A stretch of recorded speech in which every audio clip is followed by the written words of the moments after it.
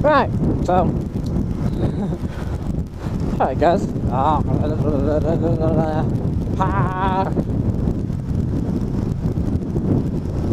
got a Vesper on my tail.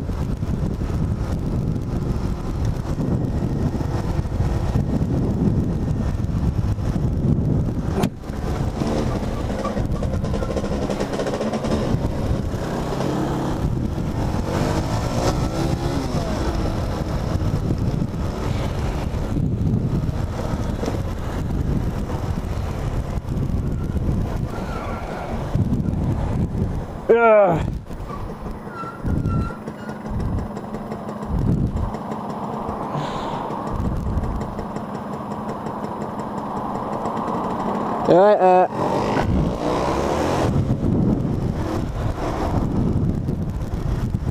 Right. Oh. Chinese bikes. Oh, wait, we're talking about Chinese bikes again?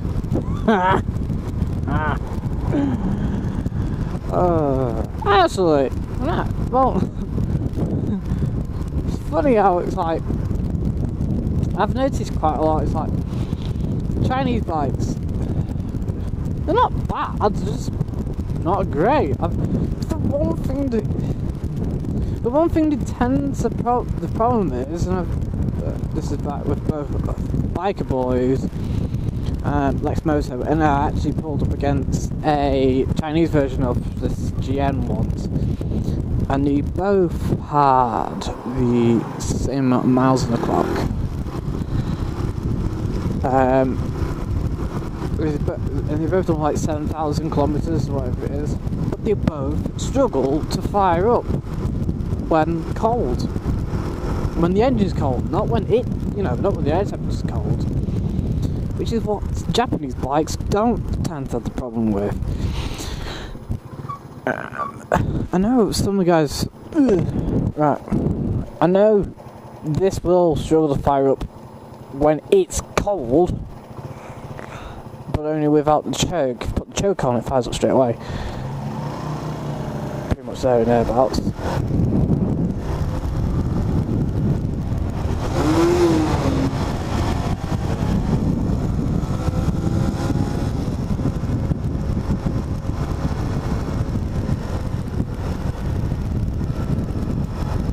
And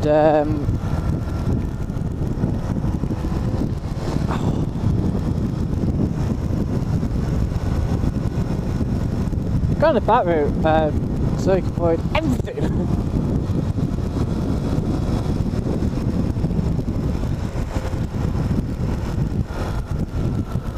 Bishop bashing road. So heading higher into the hills of bloody bolllington. Yeah.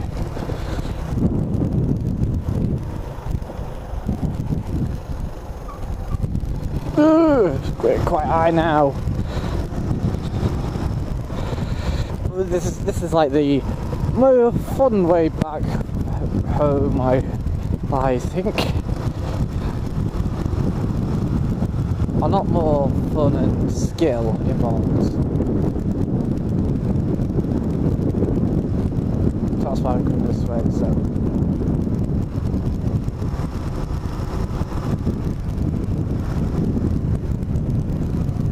Turn the pub.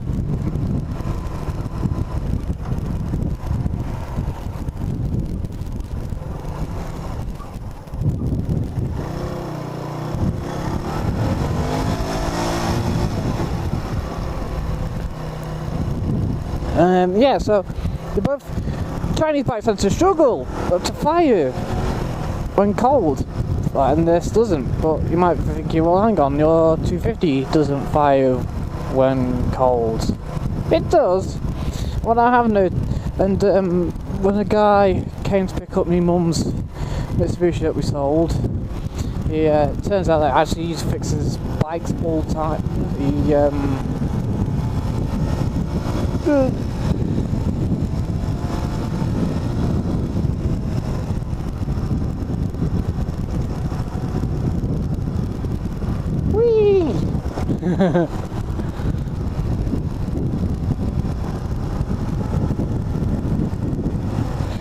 And you looked up me to, you obviously got talking about bikes, as you knew about bikes.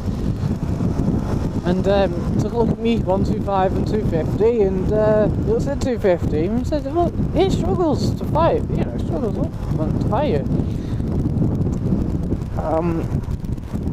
It has been around for a day or so. And he looked at it, and there's a loop on where the fuel tap is. There's a loop that goes around like that. And he said, what happens is, obviously fuel evaporates. And he said, because it loops around like that, what it does is, as you're firing it up, you're trying to fire up, it's putting fuel into the pipe, but it's not going into the engine, so that's why it just ticks over, it just fires, trying to fire it, and it isn't firing because there's no fuel going in.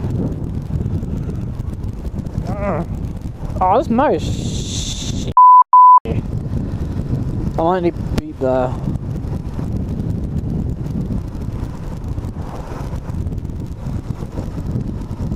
That's the quarry.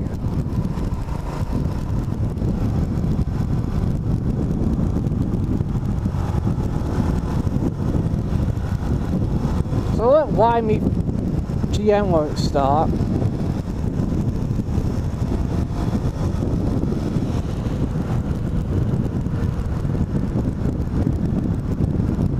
Right, so but for the 125s, I don't know, because for these Chinese bikes, I don't know.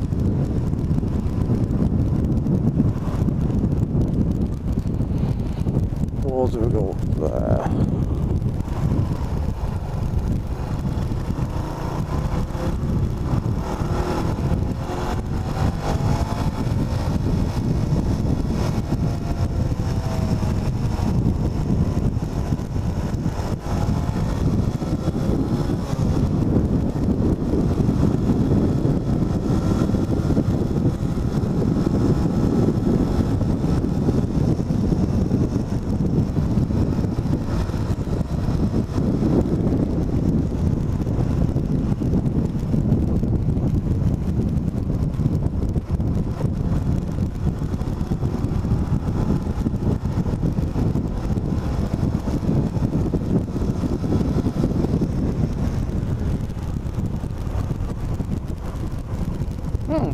Notice I'm going really quiet as I'm concentrating.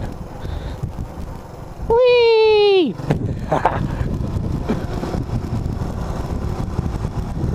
This is the battery home.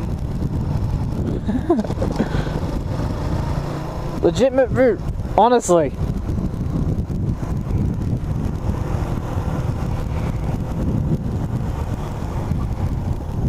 Look into neutral as I go around here.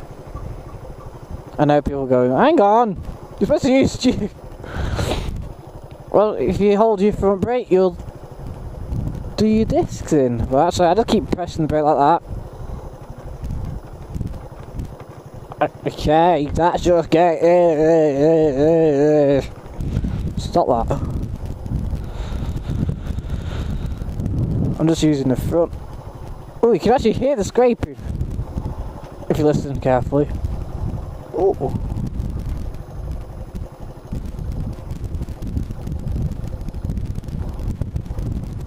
Cool.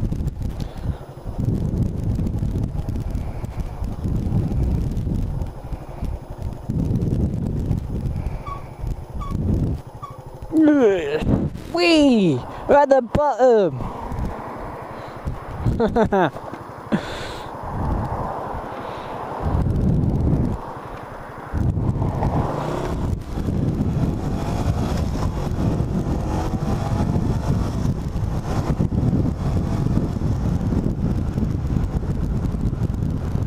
But I don't want to go. I'll just go up there, because I don't know what's up there.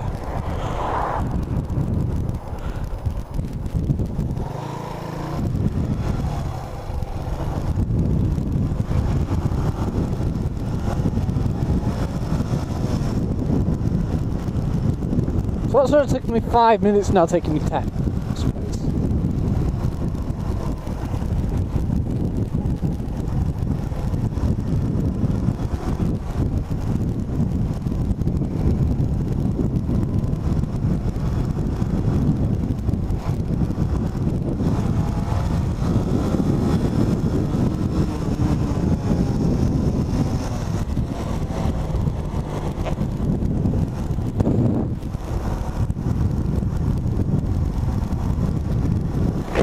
Oh, put that down. Oh, it's going mucky here. Ah! A little bit of grit. Certain places. What?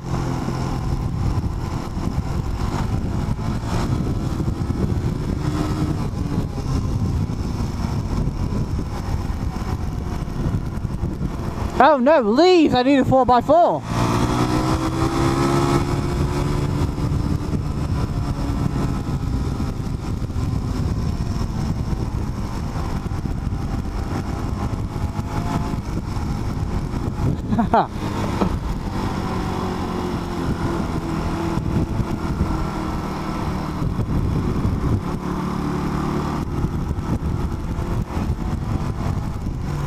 Now where we're going?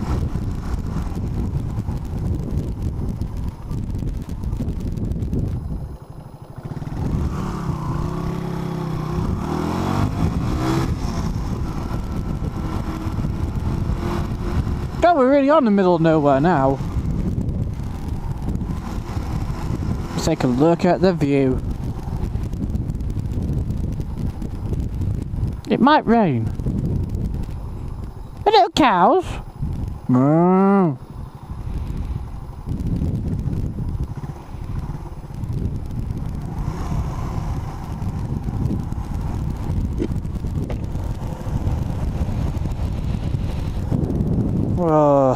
This bus getting ridiculous now.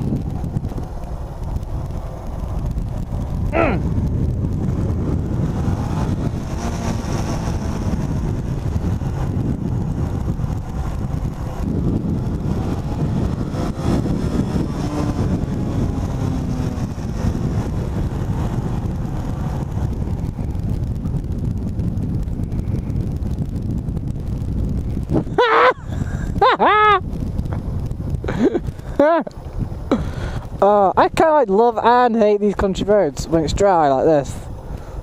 You have got in the middle of the road. I love them because it's obviously it's sort of like technique of just forever going up in second gear. The only problem is there's a little bit about me going, what if someone goes flying around the corner?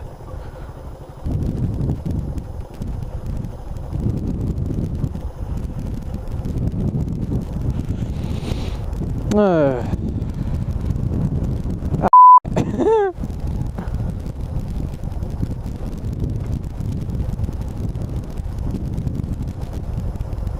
Welcome to the middle of nowhere.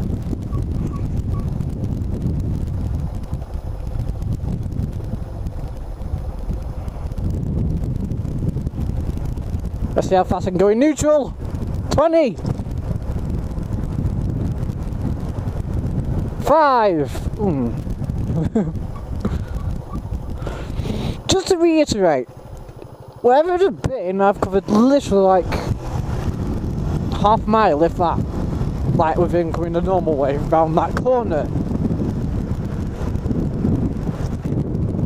Like I should have done. Maybe. Hey, this is fun, guys. What I've also noticed with Chinese bikes is, well, as good as as cheap as they are, the parts are cheap. Yes, they are cheap. Is that, well, the parts, including the copy parts of like Japanese versions that they make, are all like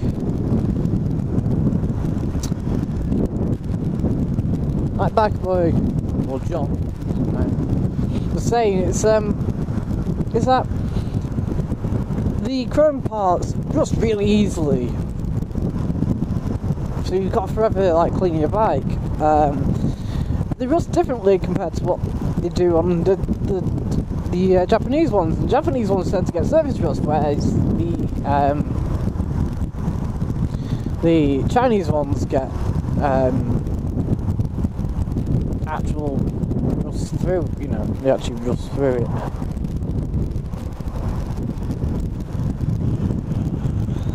Annoyingly. You also said that like the front chrome guards will crack and snap. And if they snap, it means that's an MOT failure.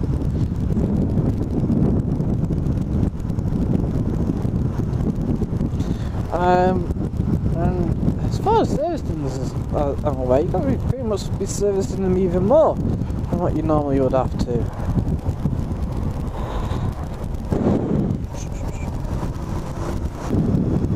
But like I said to John, it's like this, right? Since I bought the bike at 16,000 kilometers, it's now done 37,000 kilometers, so that's 21, right? It's not had the carburetor cleaned and nor the spark plug changed at all. I'm quite surprised actually. It's like, but yeah, it hasn't been never done. Obviously, look, the fuel economy is actually now down a bit.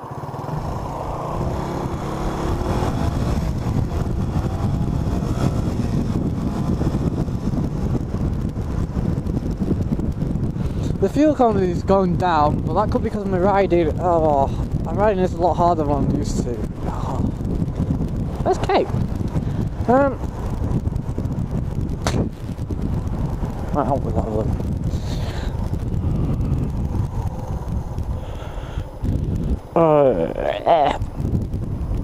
Stop! Yeah, I'm riding it a lot harder than I'm used to, so fuel economy isn't as good.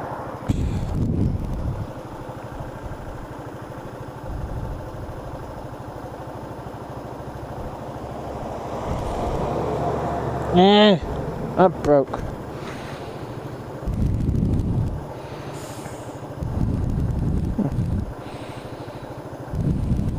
I can see my face, but I can't see anything else.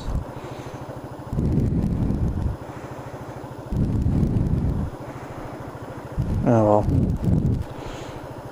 I could do that. If I raise myself up, I can see through it. Oh, I need a new mirror.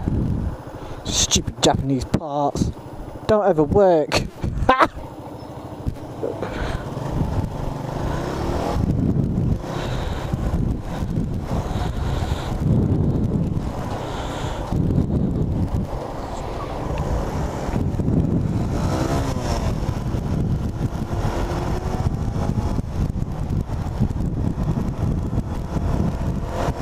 I can see out this mirror, but I can't see out of that one now. That's my point up. Maybe I should just get a new set of mirrors. So while we're always going on about, so it's like,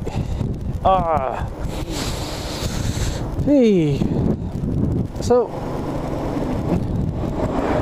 in regards of Japanese versus Chinese, well, in fact, actually, it's like if you put the same bike with the same with the same kind of mileage, they're still running. Look, I can actually check how much time I've got left.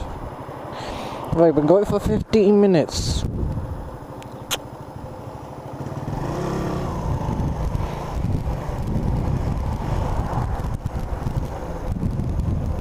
What the hell?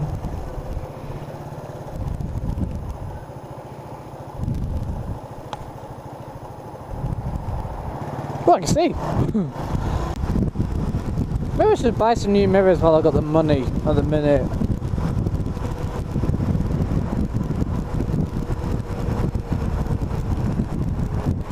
And like, I know, keep them clean.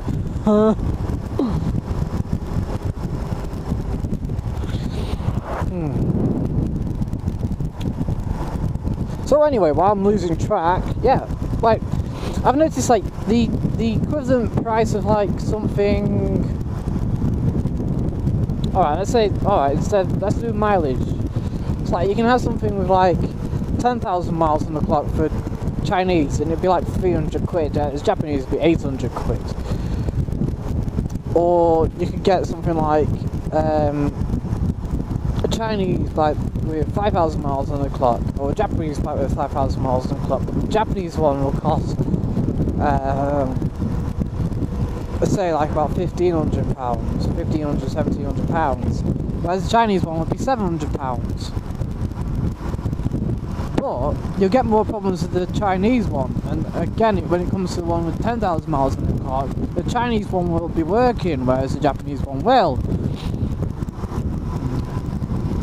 Yet the same difference of like between one with say 7,000 miles and one with 20,000 is that the end up was actually the same bike really, because you're just forever repairing it. It's forever got problems.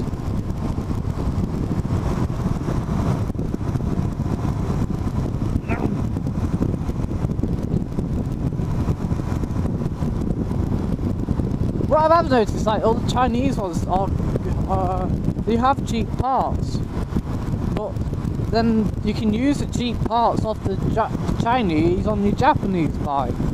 Yet people tend to replace all the Chinese parts, like to do with the engine, with Japanese equivalents because they were more reliable. It's kind of like, I'll move on to the next topic now, which is. I wonder here, and I was like, there isn't a real difference between a Chinese bike and a Japanese bike in terms of how much you're going to cost you to run and fix. It's just what you want to do with it, really, I suppose.